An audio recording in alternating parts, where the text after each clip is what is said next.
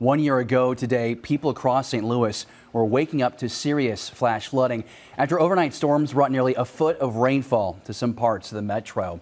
St. Charles County was the scene of interstate shutdowns and rescue crews, as you're seeing here, as drains backed up and creeks overflowed their banks. News 4's Caroline Hecker is revisiting a St. Peter's animal shelter that, through great loss, has come back even stronger. 1 year ago today, this sidewalk was underwater, about waist deep, after St. Peter's received more than a foot of rainfall overnight. Just up the road, volunteers from Paws Rescue waited frantically as firefighters and rescue crews made their way to the shelter and nearby homes. This was where it was the deepest in here. Walking through the kennels at Paws Rescue, you'd never know floodwater ravaged this building a year ago. I'd say the water was probably about this high.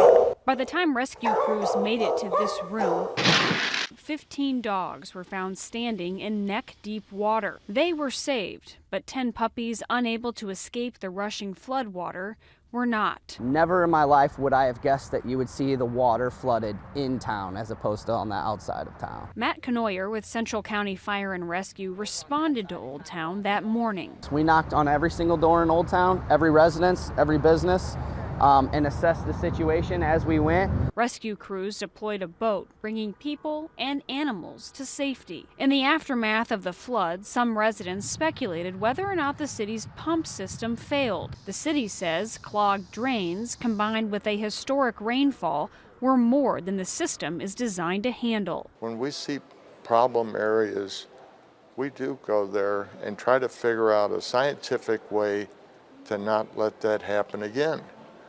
Well, Old Town, we're doing that right now to improve it so it doesn't happen again. But to be quite frank with you, 12 inches of rain, I don't know what city could handle that. Back at Paws, in the wake of the destruction and tragedy, the community stepped up, offering support and donations that gave volunteers no other choice than to rebuild. The whole community involvement was just overwhelming.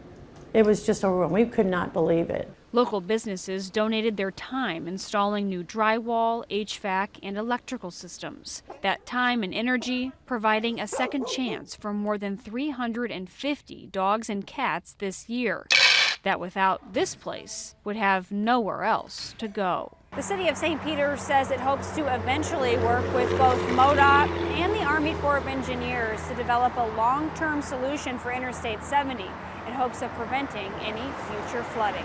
In St. Peter's, Caroline Hecker, News 4.